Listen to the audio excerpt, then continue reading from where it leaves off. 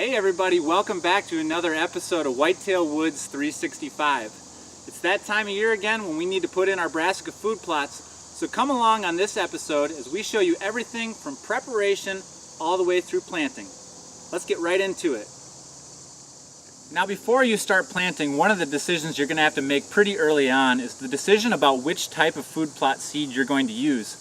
For us this year and in the years past, we put in Brassica food plots. And the reason that we like that is because they stay healthy and palatable on beyond the first frost and even into the snowfall, when the deer will return and dig them up from underneath the snow and continue to get that nourishment on in through the winter.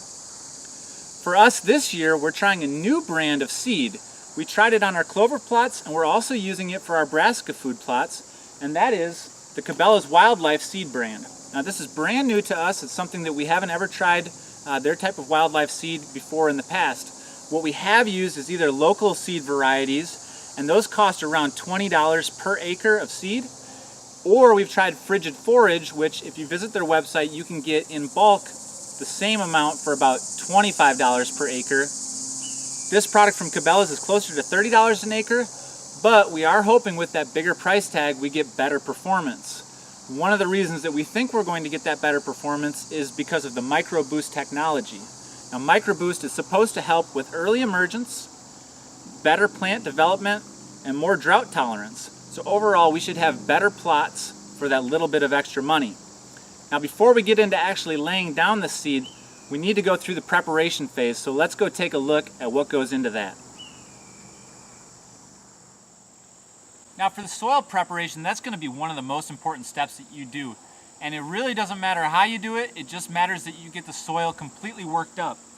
What we've chosen to do in these plots is take a disc in and run it across the entire food plot until we've got it totally worked up to where we've removed any of the big clumps, and that's going to be just a nice place for the soil to accept the seed when we go to broadcast it.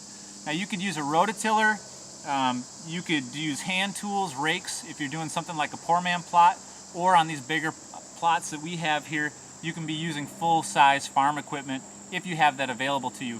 But again, it doesn't matter how you do it, it just matters that you get the soil nice and loose and worked up and weed-free so it'll be ready to take that seed when you go to plant it. With the disking out of the way, the next step for us is going to be to lay down just some general fertilizer. So we got the tractor hooked up right here.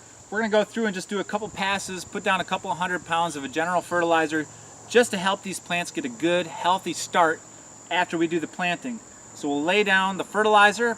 My wife's going to help with that, and then we'll come back through and we'll use a cultipacker just to help press that into the soil, and then we'll be ready to lay down that seed and actually start the planting process.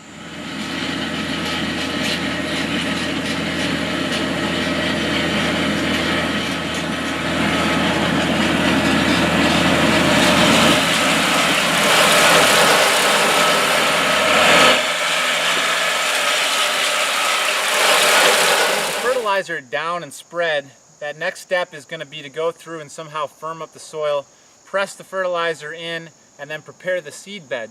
So what my wife did is she took our cultipacker and she went over the entire food plot, just making sure to compact all that soil, because these seeds are going to want a firmer seed bed.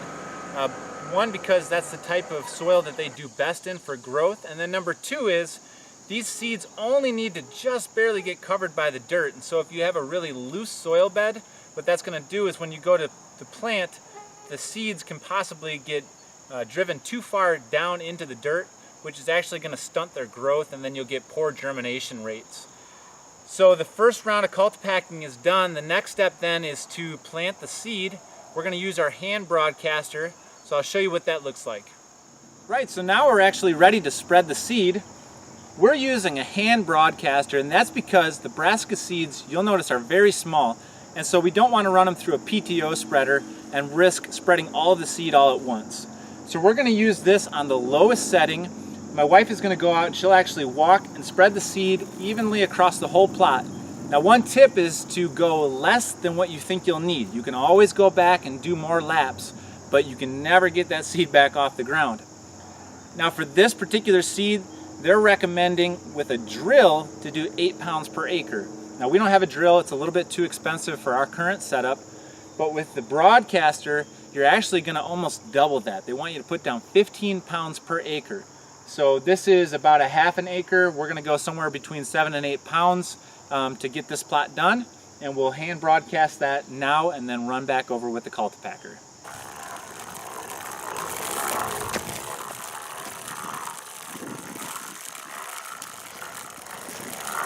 Alright, well Kaylee just finished spreading the seed on the food plot. So now the next thing we need to do in the very last step of this process is go back over with the cultipacker and press that seed into the soil to make sure we get good seed to soil contact for a good germination. We'll do that again using the cultipacker, but anything you have, whether it be tires, chains, or just running back and forth over it, anything you can do to just press that seed down just a little bit into the soil is going to increase the good germination that you're going to get out of that seeding. That's going to wrap it up for this plot. We have 5 more of these that we're putting in tomorrow. We'll repeat the same exact steps on those. So I hope you learned something. I hope you can apply this to your annual food plots, in particular the brassicas. And until next time, get out and enjoy nature.